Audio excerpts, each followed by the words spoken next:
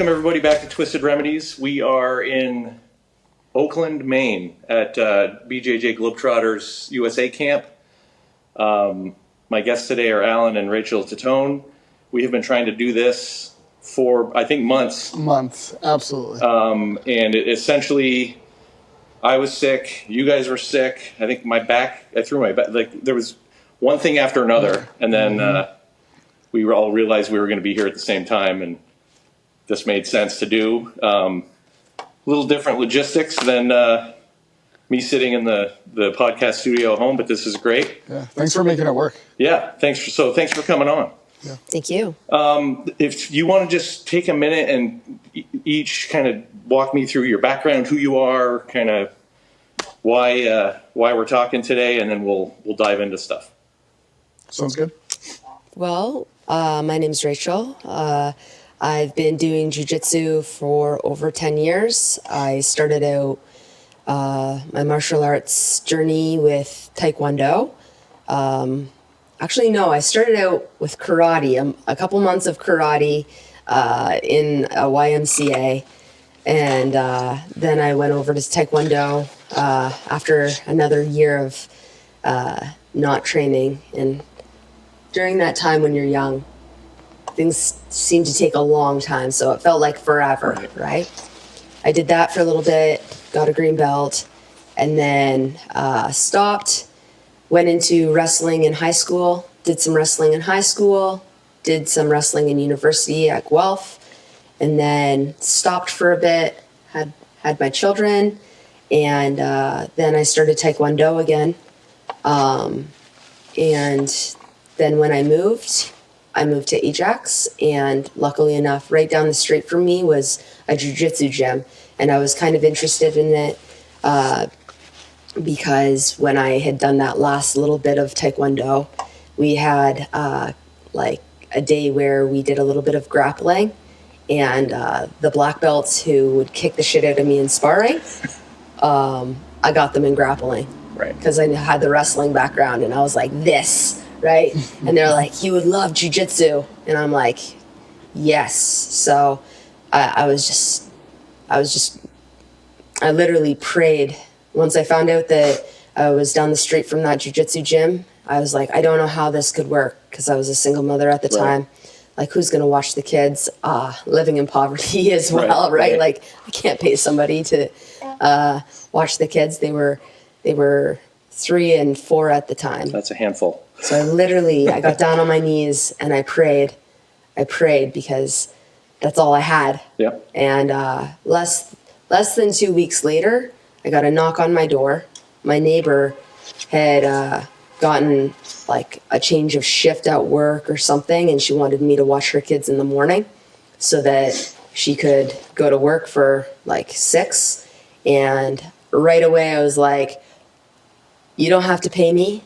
We'll do a time swap. Yep. So she would come and she would sit and she would watch the kids at like 7:25. I would have them in bed. I would have everything ready. I would have read to them, fed them. It was perfect. She didn't even have to talk to them. Just like they stay in bed, and I run down the street, and I would go do jiu-jitsu 3 days a week. That's awesome.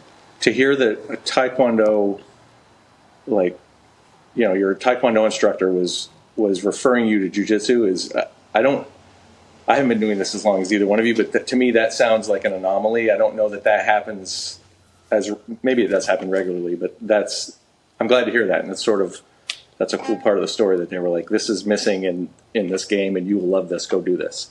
Yeah. That's cool to hear. And you mentioned Ajax. So for people listening who don't know where the heck Ajax is, Ontario? Yeah, Ajax, Ontario. It's about 40 minutes east of Toronto, or right across Lake Ontario from Rochester. Gotcha. New York. So it's about where I am. Yeah. In Canada. And I'm still there in Canada. In Canada. The Great People White don't know North. where Ontario is either. I think when you said about, I think they'll make the connection, because there's a little hint of some. It was the same thing when I had Matt McPeak on. I was like, people are going to pick up on a few things. Yeah. Yeah. That's great, Alan. What's your background in martial arts? I was a little boy growing up in New York City. and I got put into karate, Okinawan Kempo, and I was actually just telling my wife about it. I made it all the way to purple belt, and the instructor, John, I believe his name's Calvacante, it was at a YMCA, and he, I believe he's still the director of the YMCA there in New York. Wow. So next time I go, I'm gonna probably go and try to go see him. That's cool. And see if he remembers me. Yeah. But that was the start of it, and then lost my way a bit through my teenage and adult years, and then I didn't pick up jiu-jitsu again until I was 36. So yeah, and it quickly became an obsession. And I'm really thankful for it because it's helped me a lot through my life. I went through a divorce, and I hit the big red button in my life. Quit my job, got a divorce. Billy Joel has a song, I got a new wife, I got a new life. The family's Angel fine. wisdom from Billy Joel. Yeah. He's done that a couple of times, I think. Yes, yeah. So it's been a fun journey, and it's led me here to sit on this couch with you in Maine. So I love it. It's awesome. Yeah. So there's so much I want to cover, so I want to make sure we get into this. We're like I had mentioned at the beginning, we are in Maine for the USA Globetrotter camp. My first camp here was 2023, and I remember both of you for different reasons, and mainly because of the forced fisticuffs with you. There were things that happened that I will never be able to unsee, but that's another episode. And then I think I had a conversation with you like after the beer tasting. A bunch of us were standing around, but tell me about like your first kind of camp experience, how you got connected with coming to these camps, because I think you both have been here many years, if I'm not mistaken, or at least since 23, because that's when I saw you both here. I had come a year before 2023. Okay. 2022 was my first year, and your first camp, and my first camp ever. And that was like the big COVID camp, right? The stories I've heard. Yeah, like I didn't take the vaccine. I just wanted to wing it, and there was a bunch of that was a scary time for a lot of people, and it was a time when I wasn't sure like about passports and this and that, but I remember driving up here and not knowing if you guys would even let me in, and like along the 401 corridor, that's our main highway to take here. I would just see like border crossing to the United States, and I'd get anxiety. I was like, okay, not this one. And then the next one would go, and I'd be like, okay, not this one. And I finally got to the end of the line past Sherbrooke, and I was like, okay, I'm just going to try. It's like 4 a.m, and I hadn't ever crossed a border by myself before, and like they asked questions like, where are you going? And I'm like, who wants to know? They love that answer. Like over there, of course. And so like they just kept asking different questions because like I guess I looked sketchy, right? Like not having any of the answers right away and having to like look things up. But they let me through, and I was like, all right, right? Like, hey, it's too late now, right? So I made it in, and that was really exciting to come here for my first time, and it blew me away. If you've never been to a Globetrotters camp, like I feel like I'm a little bit desensitized to it now, but I think everybody should have a first time, because, you know, even if you do become a little bit desensitized and it becomes normal, right? It's so magical. The first. That was the word I was going to use. Magical. Is like, it is magical, but I feel like the desensitization is definitely a thing, but then when I think there's nothing that's going to surprise me, there it is. Because something happens, I'm like, well, didn't see that coming. So there's, and it's still funny. Everything's still funny. Yeah. Right. I just love everybody coming together. The worst part is the culture shock when you go back home. Definitely. You go to say hi to people and they don't respond the same way. That's the worst part. It's like, why can't the world be like this?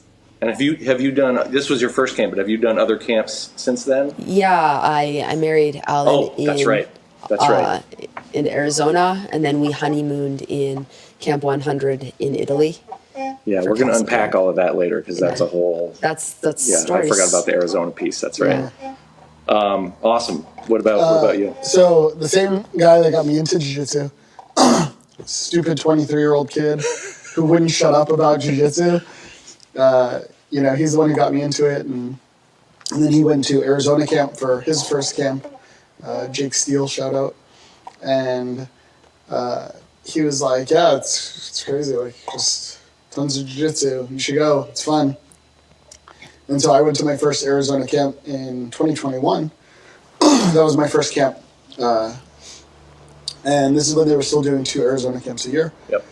And it from that moment on, I started going to every Arizona camp. I think I got to 6 Arizona camps before I went to my first other camp outside of that. And it was planning on to be this one. But as I mentioned before, big red reset button. Right. I ended up in Europe for over a month. And I went to Tallinn, or spring camp in Estonia, which I didn't know was a real place. I thought it was just from like a Pauly Shore movie. Yeah. I'm like, Estonia, where the hell is that on the map? I love a good Pauly Shore reference. That's Right. So yeah, Tallinn was amazing, and your first camp is great, but it's also your first camp at each location. Right. Is also very magical because they're all very different. And so I've done Tallinn. I've done 2023 was my first camp here. Yep. So that was your first one? That was my first main camp. Yeah. See, good for you, because that was my first one as well. And I historically have been an extrovert. I've played in bands my whole life. I've never had a problem getting, doing stuff in front of people. But for some reason, I got here, and I don't know if it was like sensory overload or what, but I instantly became like, whoa, because there's like 200 people here. Yeah, it's big. I would not have guessed. And your background, obviously, you've been getting up and talking in front of people as well. So you seemed very comfortable. Like, I would have put money on the fact that you had done this for 8 years or something. Yeah. I definitely had the being in 6 Arizona camps, and then Tallinn before it. I had built the social network with all the instructors, and I built a name for myself already, for just putting myself out there. That's how I am. That's who I am. I've always just put myself out there, right? I want to be a black belt, so I'm going to hang out with black belts, right? That's how you become a black belt, right? You don't become a black belt by hanging out with white belts. And I'm not saying that, you don't hang out with white belts, but those are going to be the people that I talk to. Surround myself with, right? And so coming to main camp, especially for the Forest Fisticuffs, the very first one, as coming as Namaste Nudie. Coming as Namaste Nudie, it was funny because Christian reached out to me and my friend Josh Janis and was like, "Hey, you guys want to wrestle?" And we're like, "Yep." And we're like, "What do you want us to do?" They're like, "I don't know, use AI to figure it out." And so we, all of the Forest Fisticuffs have been powered by AI. Right. The character development, the scripts, everything. So it was really fun. It's fun to see where it's gone. And last night, Tyler, he said to me, he's like, this is because of you. That's cool. And I was like, thank you for that. And he went into a little bit more about how we could just be ourselves. He's like, you showed us that. Yeah. Like, you showed us we could just come out here and be ourselves and have fun. And I was like, I really appreciate that. Thank you for that. And that's what we want. Right? I know that's what Christian wants. I know that's what everyone here wants, is we come away for a week out of our lives of whatever it may be, whether it's law enforcement or doctors or lawyers or convicts. Right? It doesn't matter. We're all on the same mats, and we just want to be ourselves.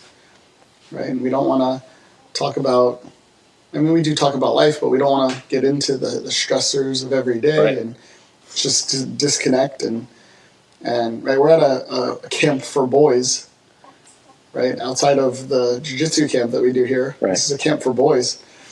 And it truly brings out the little boys and girls in all of us. Yeah. And that's what I love about this camp specifically. I think that's the magical piece is, there's just so much, the lake, there's just so much here that brings that out and it took me a little while to get out of my head and figure that out, my first camp. Yep. And then I had to do it again, my second camp. So it's, so I want to get into, because you guys have a very unique story about camp. You both met at this camp. Yep. In 2023. In 2023, which was your first camp. No, second. Second camp, right? My first. Your one here. first Maine. Yep. Right. So walk me through how that happened, and let's dive into that story, because the ending is sitting in front of me, or the continuation is Continuation. This is not the end. Yeah. Not even close. Yeah. Well, there's this game we play here. I love this game. It's because I love games that are like cat and mouse, right? Cops and robbers. I like that. It's an assassin. So what happens is you get the name of your target, and you have to kill that person with a sword or a shuriken. And once you do, you get the name of their mark, and then you have to kill that person, and so on and so on and so on until you get back, hopefully, to your own name without getting killed. And that means you've won. Well, the year before, nobody had killed me, right? And I was very paranoid. So this year I was like, okay, I'm going to try not to be so paranoid. I'm going to take it easy. I'm going to try still, but I'm not going to be overly paranoid. So first day happens. I'm coming out of the cafeteria after dinner. I look to my left. I look to my right. I look and I see a guy on a cell phone, and I'm like, there was terrible reception last year. I guess they got it fixed, right?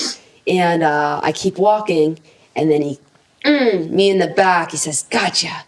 And I turn around and I jump into his arms, and he's like holding me, and he swings me around, and then he looks at me and then swings me around a little bit more. And that's how I met Alan Titone. That is, I didn't know that part of the story. That is wild. Yeah, literally, she jumps in my arms. I'm like, this is weird. You're like, I just murdered you. Yeah, you're right. I'm like, all right. Though. And I was like, oh, she's cute. Like, that's cool. But then wild. That was it. And then we sort of parted ways, and I went to Walmart.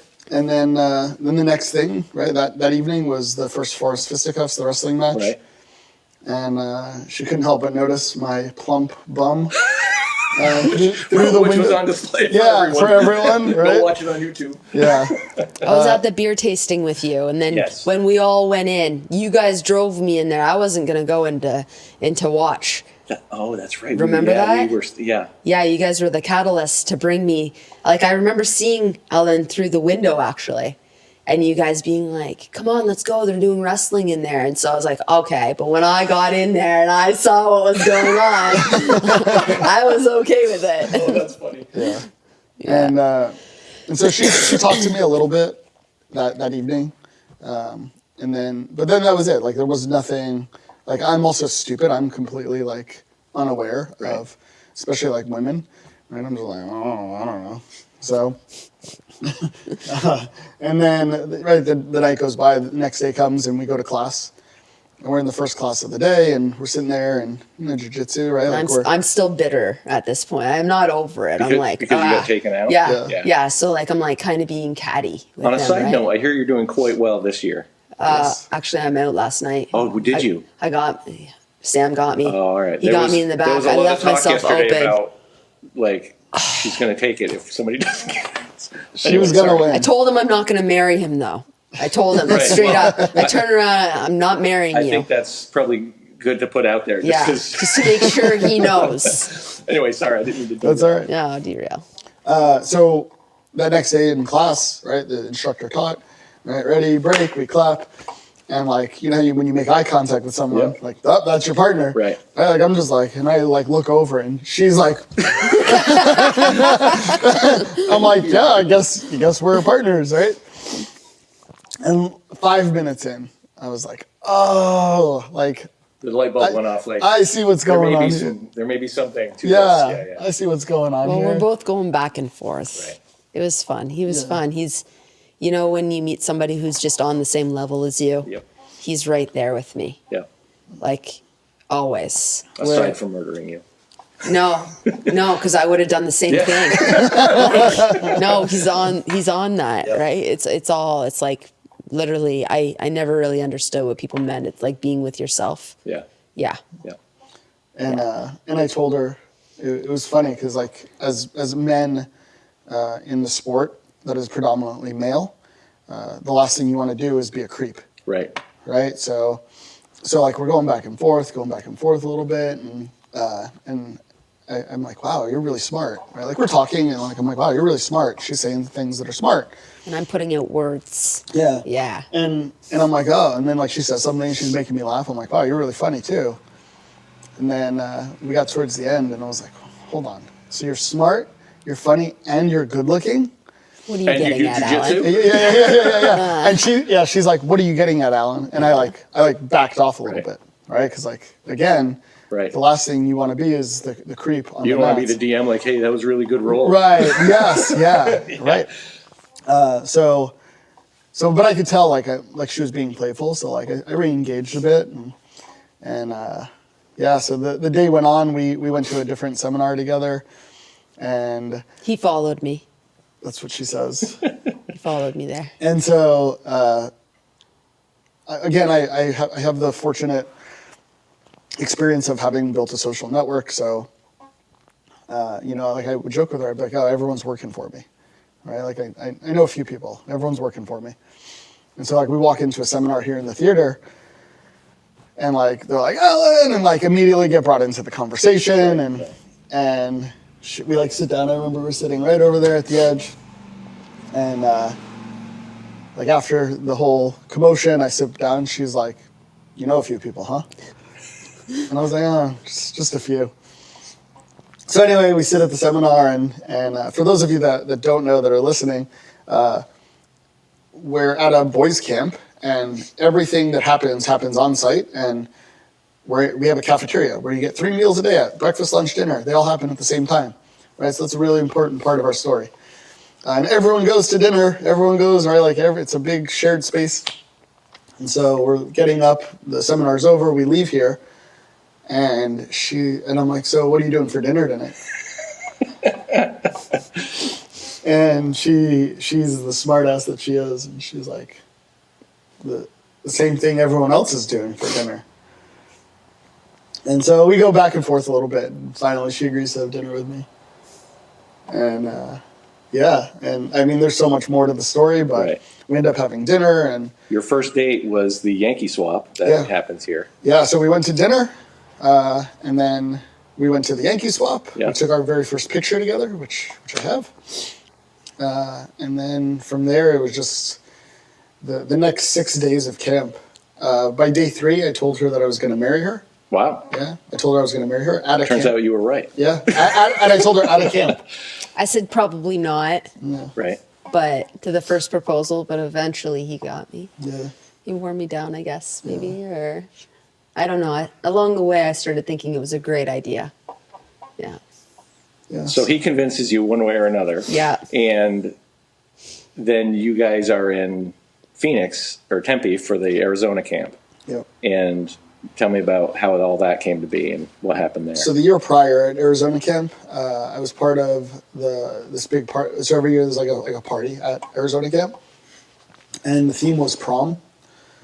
So we had a prom, and it was really fun. I was part of the planning committee, and along with Arlen and a few other people.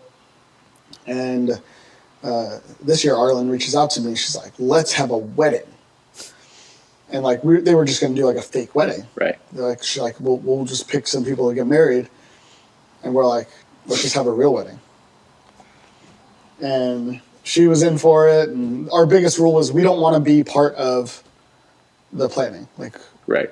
I've been married before. I didn't want a big wedding the first time, and I definitely didn't want a big wedding this time, and one that I had to think about and plan. Right. And I would never I don't. Like, I wouldn't have married him if he wanted that. Right. Like, that Again, is synced up that is a on the same nightmare. page. That is a nightmare to me. Or to wear like a wedding dress, but I can get married in a gi. Right. You know. So we had a small wedding. There was like 300 people there. But we didn't. We hardly planned any of it. Yeah. We did custom design gis Yeah. for our wedding party and for ourselves. I wore Was it my- gi only, or could people wear no gi? No gi was allowed. Okay, Yep. all right. Yep. We're very flexible. wear your best jiu-jitsu gear. Some or people showed whatever. up in no gi that looked like a Oh, tuxedo. a tuxedo. Yeah. And this was at J Page's, right? That's Yep. Yep. Yeah, this is J Pages, and it was awesome. It's very special. To this day, I still have people like I had someone this week come and tell me I was at your wedding. I'm like, that's cool. He's like, it was the best wedding I've ever been to. That's great. Yeah. So we had a lot of fun. Yeah. And then we ended up at Camp 100 for our honeymoon. Yeah. And yeah, it was just great spending some time in Italy. And So it's fair to say Globetrotters holds a real big spot in Yeah. this. absolutely. Yeah. I mean, I don't think you clearly can't tell that story of the two of you getting together No. without a whole lot of Globetrotters. Without mentioning references. it. That's No. cool. Yep. Absolutely not. You've both kind of mentioned, you mentioned like, being a single mom and the hardships of that. You mentioned like the big red button a couple of times and divorce and stuff. People have heard my backstory a million times, but in a nutshell, like jiu-jitsu helped me through like a very difficult time. And I said this to you guys at the onset, like without jiu-jitsu, I likely would not be here. Yeah. And so that's kind of the crux of the show is, when, I always like to get in with people like, what do you think it is about jiu-jitsu that has helped you through hard times, that has healed something like, and I know you like, we can talk about, Karma, the school you opened as well, because I think your approach, you guys seem to have a very philosophical approach of like, I think every post I've seen from the school from you guys is jiu-jitsu is not about jiu-jitsu. That's right. And I agree 100%. There's so much more to it than just, folding clothes with people in them. Yeah. And so I'm curious what your thoughts are, if you can just kind of unpack how jiu-jitsu, like, what are the benefits that you see for like that mental health piece and healing and all of that? I'll let her go first, but Sure. I think in 2 words, trauma bonding. Yeah. Right? Like I think trauma bonding is doing something really fucking hard with a group of people that you suffer with. Yep. There's a connection that's built, and that alone will help you heal, help you on your journey to heal. And I think it's one of the biggest impacts because as jiu-jitsu has on the community. But I'll let her share her story first. I've gone through, everybody has their story, their life that they've lived, and it really does impact us. Like our environment, it really does impact us. And it really impacted me, the way I grew up. And I didn't have the best mental health without knowing it, right? Because like you can't see yourself, like, or if I knew I had a problem, but I didn't know what my problem was or how to fix it, right? Like you don't quite see it, right? You don't know what you don't know. You might know that there's a problem and there's something, but you don't know how to fix it. You don't know how to get better, right? Unfortunately, I got to a point where I was just, I got really, really bad, and I was like, what do I do? And luckily, I fell into a program, Addictions and Mental Health, and I went back to school. And through that program, I learned how to kind of fix myself. Yep. It took a bit, right? But I can definitely see that throughout that program, and by the time I was done that program, I had done a 360, and then it was just trying to maintain. And so jiu-jitsu helped me maintain, because, what they say is like the number one thing that people go into counseling about, and the number one thing that people are hurt about are social relationships. Right. right? That's the number one. And jiu-jitsu brings you social relationships. You know, you do jiu-jitsu, afterwards, you talk to people. You're doing jiu-jitsu, you're drilling, you're making a social connection. In society, like, even proximity, right? Like, how often will you sit next to a stranger this close, Right. let alone touch them, Right. right? Touch is healing. We need that. We need these social bonding and relationships. We need to feel part of a community. We're not meant to just be strangers living amongst each other. And I think that that's what jiu-jitsu really does, is it brings people together. We also see, you know, like, just, I've seen so many times that people are just sitting on the edge alone. Right. And you're not everything for everybody, but you can be a little bit of something for somebody in that day, right? You know, once you do heal, you see people who are not quite healthy. Right. And I'm in a position now where I see that people are not quite healthy. I did before too, even when I wasn't healthy. It takes one to know one, right? Right. I could recognize it, but I could still say hi and still be there a little bit and see them get a little bit better. Yep. Right. And that's, I think, what jiu-jitsu is we often are bringing each other up purposefully. Right. Right. Definitely. Yeah.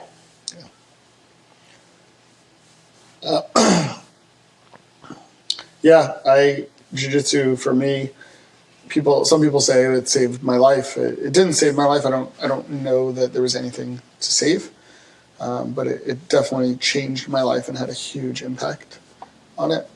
I was married. I was with the same person for 15 years. I was married for 10, and in 2022, I decided to ask for a divorce, and I was done. I knew I deserved better, and I think that was partially because of jiu-jitsu and the confidence jiu-jitsu gave me. Yep. And the friendships that jiu-jitsu gave me, and the people who believed in me. And it was a different perspective to see. So I asked for a divorce, and when that ball started rolling, I was working a corporate job, working 60 hours a week, and the only constant was jiu-jitsu, Yep. right? The only thing that I could rely on, as much as I traveled, was I'd find a gym, right? Globetrotters is amazing, right? Yep. It's not just the camps, Right. right? It's like, hey, what friends do I have in this city? What friends do I have in this city? Right? And when I say what friends do I have, I mean, who does jiu-jitsu that I've never met before, that you're going to be my friend as Right. soon as you know that I'm in town. Right. Right? And I can't tell you how many people have taken me out to eat, and we've shared the mats together. I've slept on couches, and it's such an amazing sport with so many welcoming people. But the biggest impact was the gym that I was at. I was teaching kids classes. I was at the gym probably 5 hours a night, 4 or 5 days a week. And I remember walking in some days and just being broken, like shattered, not knowing anything about what I needed in my life. And my good friend Erica, she was always there. And somehow she always knew what I needed, right? Sometimes it was a swift kick in the ass, right? Sometimes it was, right, a shoulder to cry on. Yeah. But whatever it was, she was always there. And that was the one thing I could count on. It was the one thing that I looked forward to, right? Like waking up at 6 a.m. and right, like people don't understand what depression is, right? They think it's like you're just sad. Right. No, right? Like, I mean, depression comes in all forms, shapes, and sizes. But for me, it was waking up and thinking, I'm not getting out of bed today. Yep. Right? Knowing full well I have a job to do, I have this to take care of, and I'm just not going to get out of bed. And figuring out a way to pull yourself out of the bed, drag yourself through the day, and having the light at the end of the tunnel be, I get to go talk to my friend Erica. Right? And I'm really thankful for her and what she provided, because I don't know where I'd be. Yeah. Right? And I told her, I was like, I remember having a conversation with her, I'm never getting married again. And she had what to say about that. She actually lectured me pretty good about it. And this was before I met Rachel, and I was like, yeah, whatever, Erica, like, you can say what you want, but it's never happening. And then it was funny, because then I met Rachel at camp, and again, a week with Rachel, and then I go back home. First thing I do is I go to the gym. I'm like, I'm marrying this woman. And she just started laughing. She's like, see? I'm like, yeah. It's been amazing. Yeah. Rachel, you said something that I'm curious about. You mentioned the, like, going through, doing the work on the mental health side, and you mentioned jiu-jitsu. Was that, the timing of that, was that at the same time? Or was there a, like, did one come before the other? It's kind of a difficult story. I kind of had a situation where I was like kind of falling out with the gym I was in, and I started doing judo. Yeah.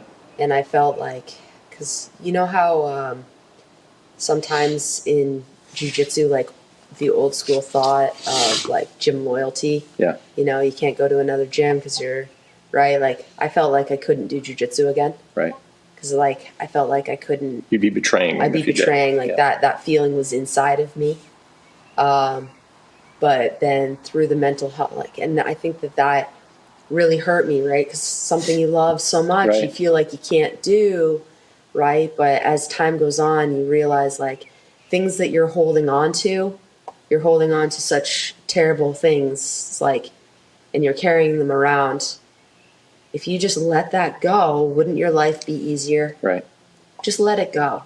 So when I let that go and I started training again after, you know, the like few months, I felt better. And yeah, so it was like mental health being worked on in judo, Right. and then jiu-jitsu and mental health, and then success. Right? Yeah. So it's interesting, and I'm curious what both of your thoughts are on this. I did a bunch of the work early. I did EMDR therapy, which I swear by. It is amazing for trauma, or for me anyway. And I think the consensus is EMDR is the thing for trauma currently. And I did that work, started jiu-jitsu, and was just like, that's for me. Like, I have to do this, and became obsessed with it, like you did as well. And then I was like, okay, I'm good. And then, you know, life happens, and there are things along the way, and then you're like for me, it's like, if I don't maintain that, the dark clouds start to form, and the monster starts, hey, you know, that little negative voice. Yeah. And so it is like, I just went to a 5-day like PTSD program in April, and it was weird because like I had anxiety about it, because I'm like, I'm sitting on this, like, I have this podcast where I talk about the success of all, you know, and then I'm like, I'm going to this thing. But I was talking to some of the people there, and it's like, well, no, it's a constant work in progress. And sometimes you have to go in and tighten the screws, or, you know, the wheel slides off. You guys have a similar outlook on that? Or? Yeah, absolutely. I'm in a constant state of CBT. Personalized CBT. That's what I'm on, right? Mental health care can be quite expensive, and that's why I like that I went through the school route, because a lot of the mental health care practice is they educate you on how to do it, and then you have to do the homework. Right. You can only get better if you're trying to. If you just go and take therapy and just let them talk to you, and then you go home and never think about it in between sessions. Yeah, you got to do the work. It's not going to work for you. You have to work on you. Definitely. So I think the school was adequate, because every time they gave me something, some new information, I applied it to myself, and I still apply it to myself. Like, Nick, you're right. Your mental health is like a garden, right? As soon as a weed comes in, you got to pull it out. Otherwise that thing's going to grow rampant. It's going to make new weeds. It's just going to take over. And then what do you have? That's a good analogy. Right? I like that. Yeah. That comes from what I learned, and Yeah. it's true. It's very applicable. So yeah, it was interesting. I went to when I was at that program. There was like new tools that I picked up. Like now I haven't been doing it here, but like I do qigong every morning. I started like I used to think mindfulness and all of that was just sort of like goofy, but then we did a whole bunch of it and we learned stuff at the program, and I was like, okay, no, this is like all that breath work, and I know you're a big breath work guy. Yep. That there is something to that, and just that, the breathing and the meditation has just been like, oh, there's more tools I can put in the toolbox, and it is so important to stay on top of that stuff because it'll like I feel it when it starts creeping back in, and I'm like, okay, I gotta figure out which tool to apply to this, or I haven't been on the mats enough. Yeah, absolutely.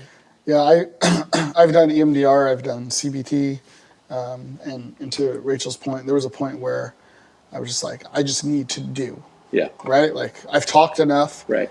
I've learned enough about myself. I've learned what the issues are. I just need to take action. I just need to move forward.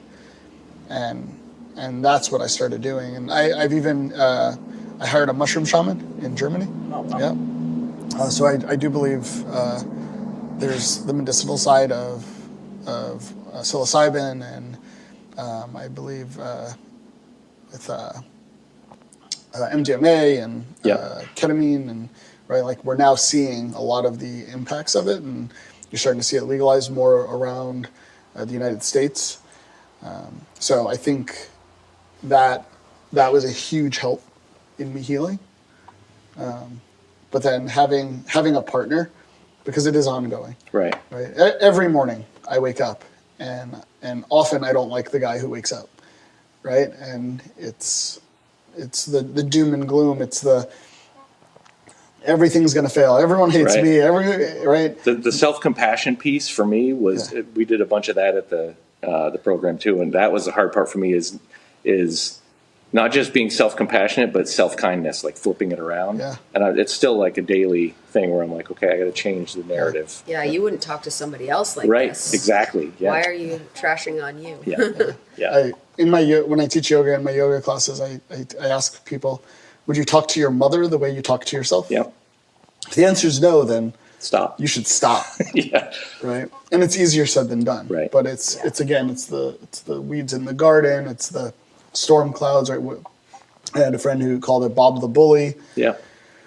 Right. So whatever it is that you call it, or however you see it, right? It's constant vigilance and work in progress, and having a partner, right? And like she looks out for me constantly. She reminds me everything's going to be okay, and because it will be. And it always has. Yeah. Yeah. Even in the moment, if it doesn't feel like it, it's like it's that perspective of like, maybe if I look at this another way. Yeah. We're still here. In my yoga class, I share you've survived 100% of every bad day you've encountered. That's powerful. You're still here. You're still here, right? Like I tell people, like I might not know you, but I know you're resilient. Yeah. Because if you've lived a life like I've lived, you are. Like you're resilient. I know, right? And I know all of us have our stories and our lives, and it's and I think jiu-jitsu ties it all together and brings us in, and like you look at it's funny, you look at some of the people and you're like, oh, I wish I could be as confident as that guy. And you talk to them and they're like, confidence, what's that? Right. So. Well, that's that masking piece though, because I got, for years, I was really good at, like, I was broken, and I was really good at like the mask of like, I'm laughing and joking and having a great time, but behind the scenes, it was a mess. So there is something to recognizing that you have that and kind of overcoming that, and letting people actually see, letting yourself see what's going on too is a bigger piece. That's what I love about these camps is I truly think, again, the trauma bonding, it opens the door to have those conversations, right? Because you will have those conversations with complete strangers. Yep. Right. And you're like, oh, this guy's real. And one of the first things I said to her at dinner, it was so weird, right? I asked her to dinner, big cafeteria, everyone shared tables. We sat in the corner. No one sat near us. Not a soul. It was like everyone knew to leave the two of us alone. Like something's going on over Yeah. there. We're all gonna. It was so strange. We're sitting right? across from each other. Right. Yep. And just the way she was talking, by this time I'd been dating a little bit and I had seen what dating was like again. Yep. And she was talking and I said to her, I was like, no one talks like this. And it was because she was just being real. Like she was sharing her shit. Like Keep in mind, most of my social circle and most of my experience in society is jiu-jitsu people. Right. Okay. Right. So I'm mostly open. That's why I say going back is a culture shock. Right. Because You run into regular people who don't speak this language. Right. Yeah. And you could see the pain. Yep. And you could see the Vulnerability. yeah. And how people are guarded and you're just like, man, you need jiu-jitsu. Like that's all you can think, but it's the whole, you can lead a horse to water. Yeah. And it's just like, Well, and until you experience it and go, the light bulb goes on, it's like, what? Like, why do I need jiu-jitsu? Yeah. It's hard to. You think it's just people rolling around. Yeah. Like I just see don't the want to surface. touch people and get sweaty. It's like, but there's so much more than that. Jiu-jitsu's not about jiu-jitsu. Yeah. Yeah. Which is an excellent segue into the school. So, Karma Jiu-Jitsu in Ajax is its first female-owned gym in the area. No, not quite the area. There's another female gym in a couple cities over. in Ajax. In Ajax. In Ajax. Certain. Yeah. But the fact that you can say there's one, region. there's one over here tells me that it's not. Right. Yeah. It's still a unique thing. One of two in the greater Durham region. There we go. Yeah. That I Right. know of. Yeah. And like even in Toronto, who else? Beaches. Right. Like women-owned gyms aren't a thing. Right. Right. That's huge. She also doesn't realize what No. what she does. So sometimes and that's why I believe it's good to have a good partner to put things in perspective. Right. Like she'll definitely downplay that it's a woman-owned gym, and Yeah. it's like no. Like think about every gym that we know Yeah. in the area, and they're it's a male-run sport, and Right. the gyms are owned by men. Yeah, we got together, right? Like in that first week, when I said I wouldn't marry him quite yet, we still had the same hopes and dreams. Right. We still talked about, hey, both of us, our 5-year plan is jiu-jitsu. Yeah. It's lots of jiu-jitsu, and we would love to own a school, right? Where? I don't know yet, but we're going to have a school. Like that's bucket list material right there. So we already kind of knew that. And as we got married and Alan climbed Mount Kilimanjaro and like life went on, owning a school turned from like a 5-year plan into, hey, why are we not just doing this yet? Yeah. Like we're both experienced. I started teaching kids class within a couple of months of starting jiu-jitsu. I didn't know what I was doing, but I just... You knew more than they did. Well... Barely. Yeah, I loved it. And I just wanted them to love it. And I went from there, right? Yeah. So I took that opportunity. Alan, I knew I flew off to Colorado before I married him, and I saw where he's from and what he was doing and the school he was at. And I was like, I love this. I love the school he was at, and I watched how he managed a classroom, and I was like, that is good too. And the way he interacted with his students, and I was like, this, right? Like, wow, he's good, right? Like I thought I was good. Right. I think he's a little better, right? So I'm like, yes. Another reason why I was like, yeah, you know what, Arizona, I see your potential. But yeah, we just a lot of luck again. Just things just fall right as they should. I feel like the universe is good to us and wants us to get what we want. And when you're open to it and you know, you're open to letting your desires be fulfilled. I don't know whether it's God, whether it's Jesus, Muhammad, whoever, right? I almost think it's just a universe thing. So yeah, I basically manifested Alan. The universe aligns with you. It's not against you. It's definitely for you. You just have to be receptive to it. And Alan, you know, I joked about different names for Karma Jiu Jitsu, but then when Alan said Karma Jiu Jitsu should be the name, and I really couldn't think of anything better. Yeah. You know, so that's usually a good sign that you're. Yeah. You know, Alan, I think so much of Alan, and he just gets things done. Yep. He really does, and I know that if I aid and abet him, he'll get so much more done. Yep. So what I like to do is either help him get things done or stay out of his way, and I think that's kind of important. Yeah. So when he said Karma Jiu Jitsu, and I racked my brain for like, I don't know, days to a couple weeks, I was just like, yeah, okay, Karma Jiu Jitsu, yeah.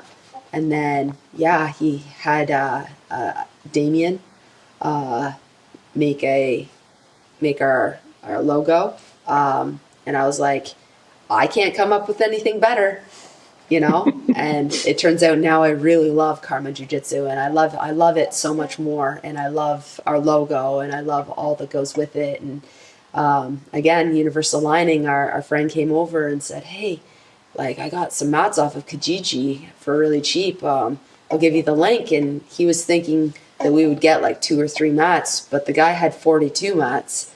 So we bought the mats. Yeah. And put them in our garage, and we're like, we got the mats. He's like, how many did you get? We're like, 42. So now all we really needed was the space, and, you know, we just worked towards it. And that's just what you need to do is, okay, what needs to be done? The next thing, the next thing, the next thing. And we just kept doing the next thing and not stopping. Right. You know. I say the universe is conspiring to give me everything I ever want. And you still have to take action, though. I was going to say, Yes. it may be conspiring, but you're also a co-conspirator. Yeah, 100%. And so, right, like, our friends, like, hey, I got these 2 mats. I'm like, oh, like, does he have more? He sends us a link. We go, he's like, you bought 42 mats? He's like, what, are you lighting your entire house? Right. I'm like, And he's a realtor. He's actually one of our coaches at Karma Jiu Jitsu. He's here with us at this camp. And his name's Mike Lind. He's awesome. And we're like, actually, we're probably going to open a gym. And he starts sending us links. And it's funny because I to real thought he estate. knew. Because, like, we were having this conversation daily. Right. So I was like, how does he know? Right? And then it turns out that he wanted to just give us 2. And I'm like, that's crazy. I thought he knew this whole time. That's wild. Yeah, we got... And so he starts sending us links to real estate leases. And we're like, yeah, like, now he's our realtor. Like, he just became our realtor. Right. And, like, now we're looking at spaces. And we're like, holy shit. Like, we're looking at spaces where we're doing all this work. And yeah, you know, I'd like to go back to just talk about why and how. And Raechel was talking about how she was in a gym where she didn't feel like she could leave. Right. That's awful, Yeah.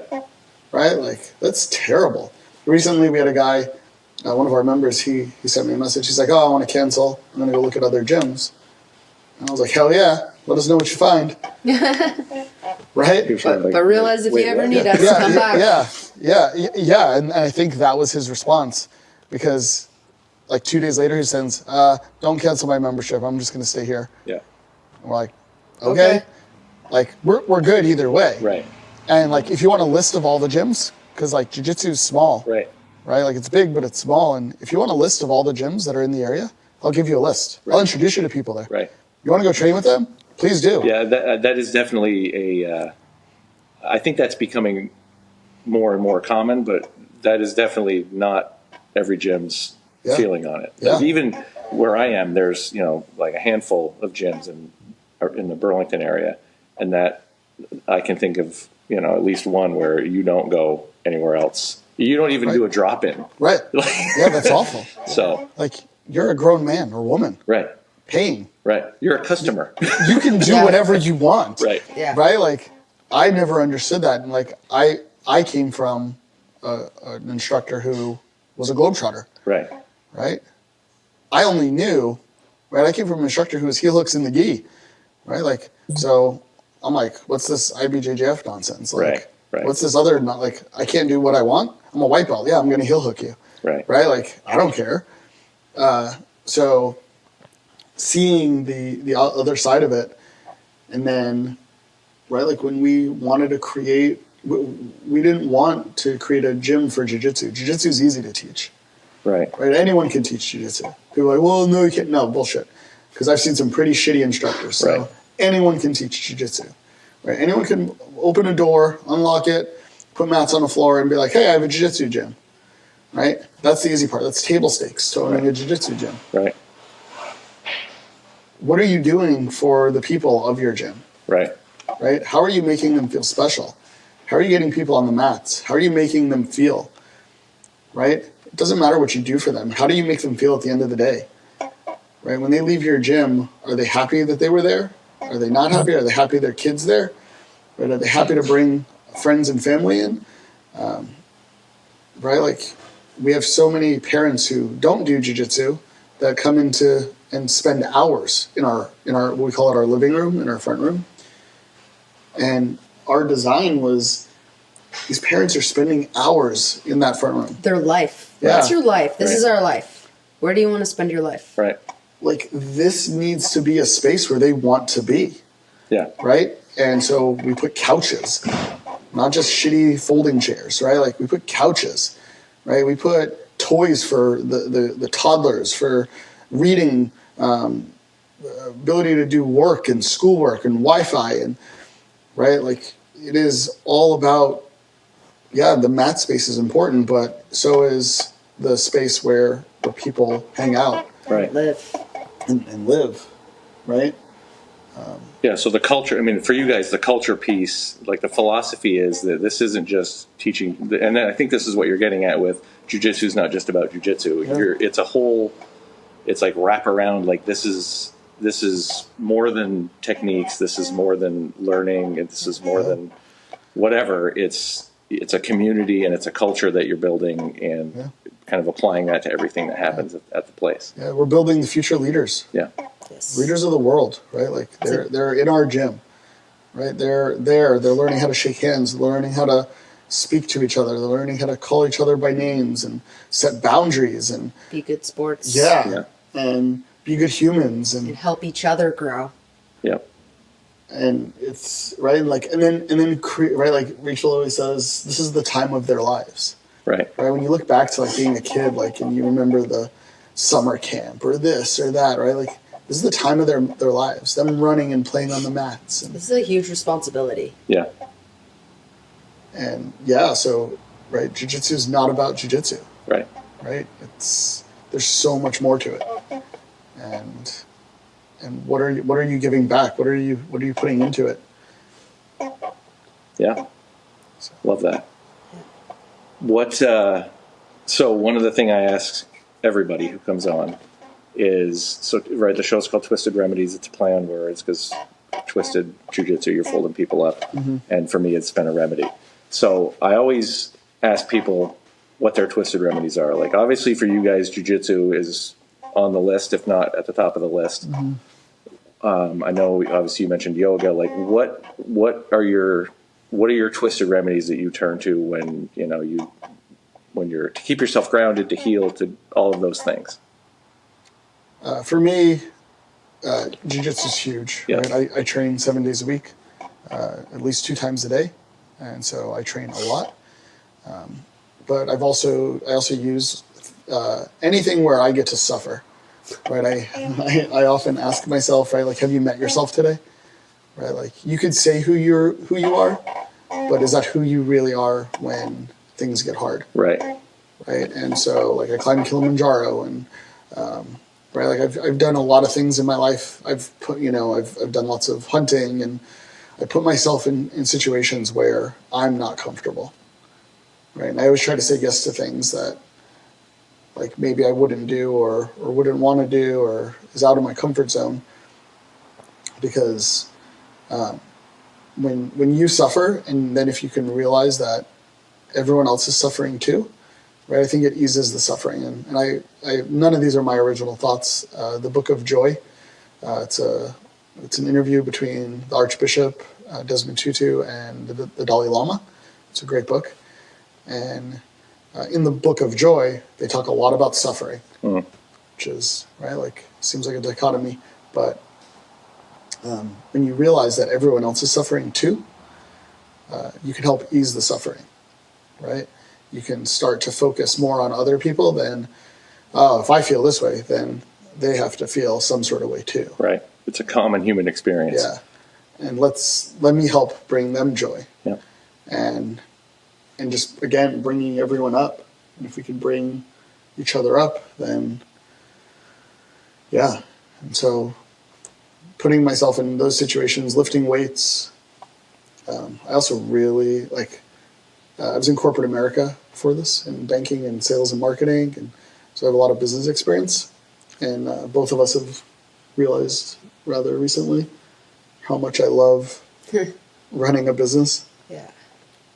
For ourselves, building an empire. Yeah. I love it. It was so funny the other day. We went to a public school and did a fun fair, and I showed the kids jujitsu like for 5-10 minutes, and then I'd give them candy or a prize, like welcome, now you know what jujitsu is. And then I would ask the parents if they wanted to give me their contact information, and I got 22 parents signed up. Wow. And gave me their information, and the look on Alan's face when I gave them all the leads and he said they're 22. It was like there's candy. Like that was the prize. This is 22 people I can connect with. Yes.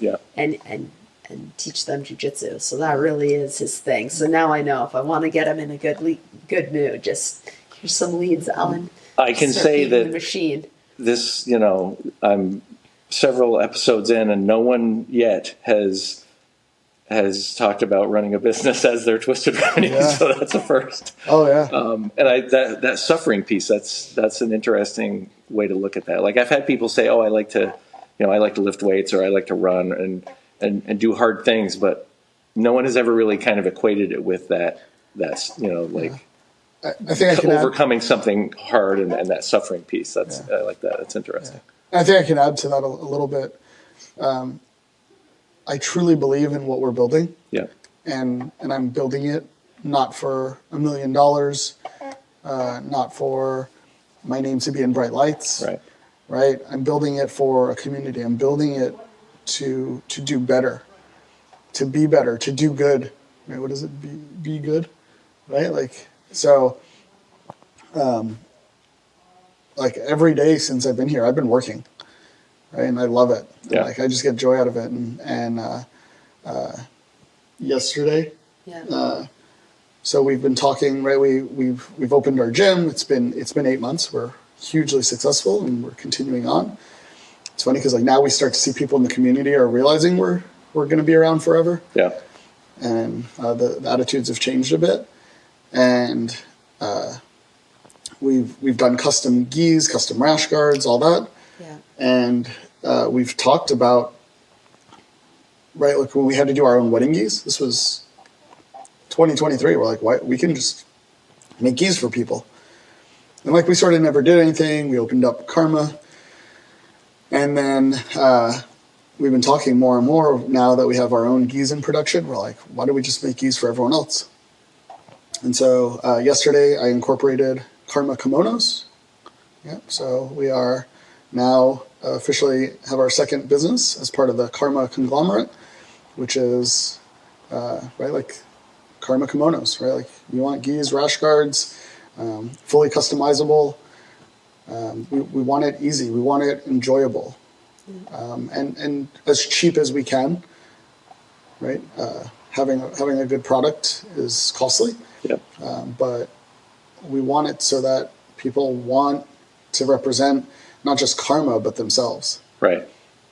And so, so like I was working feverishly probably for like 2 hours yesterday, right? Like on the steps of our cabin, right? Like I hear the buzzing around us. Right. Everyone just like But doing you're their locked thing. in. Yeah. Yeah. But just like, I'm just like, zoop, right? Like just It's doing his it. favorite video game, real life. Yeah. That's great. Right? Like, what do you work for? Right? Right. And then like, we're all eating together as a cabin. We grilled and then being able to announce that and then being like, yep, we're here. Karma kimonos is a thing. And then people are like, how do I get one? Right? Like, yeah, right? Like, yep, let's do it. Yeah. Well, the timing of that is great because I will soon be looking for Twisted Remedies rash guards and stuff. Welcome aboard. Well, yeah. There's, we'll have a chat after for this sure. is all done. Yeah, for sure. Yeah. But yeah, it goes back to, I'm not building it for $1 million. I'm not building it. Right. I'm not building it to, I want an empire, but I also want to show people, right? Because I think in jiu-jitsu, a lot of people get caught up in competing. Right. And it's unlikely that you're going to become a world-class competitor. That's just like any other sport, right? Like it's unlikely you're going to get in the NFL or the NHL or the NBA. It can happen, but it's unlikely. And the chance of making money is even less likely, Right. right, as a competitor. At least a living wage, right? And so I think that there's plenty of money and opportunity to provide for a family and in the business side of it. And I want to show people, we want to show people that like you and your family can run a gym and you want to give people the opportunities. There's a future. Definitely. You can have a future doing this, following your dreams and doing what you're passionate about. You know, there's enough pie for all. Yep. We'll just keep having more pies. Right. Right? Like, we don't have to ut up the same pie, just make more pies. That's it. And so, what is for you? Jiu-jitsu is obviously on the list. What other things are your Twisted Remedies that you rely on? I like to joke and say that I'm like overeducated. I like going to school. I like being presented with new ideas and having too much classwork and filling my days with just kind of learning about things and jiu-jitsu. And my kids, again, I've just hung out with my kids and done whatever I could to just have a good relationship with them and put a lot of time into it. But as they get older, I know I should probably take a little bit of a step back because they're teenagers now, right? Right. So I'm trying to take more of a step back and let them kind of go their own way a little bit more. We'll still being there and supportive and hearing about their lives. But I'm in teacher's college right now. I'm gonna be a teacher. I plan to probably just be mostly a supply teacher while I do business. But it's gonna be great. I think I'm gonna impact some lives there. So neither one of you are just going to rest on your laurels by the sounds of it. No, There's no. Honestly, I've always done things. I've always got up and moved. Yeah. Even when it would be so easy to just not do anything, I still move. So. And even with the gym being as successful as it is currently, we're actually in the process of expanding already. Yeah. So that doesn't surprise me from what I know about you prior to this conversation and what I've learned. That doesn't surprise me one bit that this is going to continue to grow. Not only that, but I envision us helping other people grow, because getting started is the hard part. Right. I know a lot of guys who will go every day to class and just be there and grind, but to start it, that's the hard part. And I see our future as helping people start. That's awesome. Mm-hmm. Catalyst. Yeah. Yeah. Just start it, put things in place, and then they can modify it as they see fit. It's not going to start itself. So they're like that whole co-conspirator piece, right? Like the universe may be aligned, but if you don't push it. And that's the thing is everything that we did up to where we are today, everything was in the line, but we had to walk it. Right. Like we had to keep going. You have to be willing to find the keep going. next thing. Yeah. Right. And whether you see it or not, like we kept going. Right. Like when our friend, he's like 42 mats, what the hell are you going to do with them? I'm like, we're stuck in our garage. And he started sending us locations. Then we found out a local gym in the area closed down. Oh. We're like, that's weird. Like last month. Yeah. Yeah. We're like, wait, like he had a big footprint. Right. Like, that opens up this huge opportunity for us. Right. So like we capitalized on that. We're literally across the street from where he was. That's awesome. Yeah. So, again, everything just it's there. It's waiting for you. It's waiting for you. Right. And it's just, you have to take action. Right. Right. And I do a lot of, outside of this, I also do coaching and personal and business coaching. And that is my main thing is just take action. And a lot of the issues that people have is they get caught up in themselves and they're like, well, I don't know what the right action is. Like, I never said right action. Right. Just do something. Just do something. Go fall flat on your face. Right. Right. Learn that that's not the thing to do. Right. Now you know that's not the thing. Let me do something different. And so that's it. Like so many of our ideas, it's wild. Like it evolves. Yeah. Like I'll be like this and then you just have to be willing to put yourself out there a little bit and try things. Yeah. Act like or look like a fool. Right? Like I have no problem looking like a fool, as you saw from Forrest Fisticuffs. I can't unsee it. Yeah. No problem. Exactly. Yeah. Mental real estate. Right. Right. But like you have to put yourself out there and just be willing to try and just keep trying. So what is, if people hearing this, watching this, because this will be on the video side as well eventually, how do people reach you? What else do people need to know? What do you have? Is there anything big coming up? This won't air for a little bit because I've got a few in the hopper, but just generally, what should people know about you guys individually or Karma that they can connect? The one thing I'll say, first off, I want to address my shirt. Who the fuck is Alan Titone? The shirt is really important, and I want you to know, whoever's listening to this, it's a play on who am I? I'm no one, right? Like if I can do it, you sure as hell can do it, right?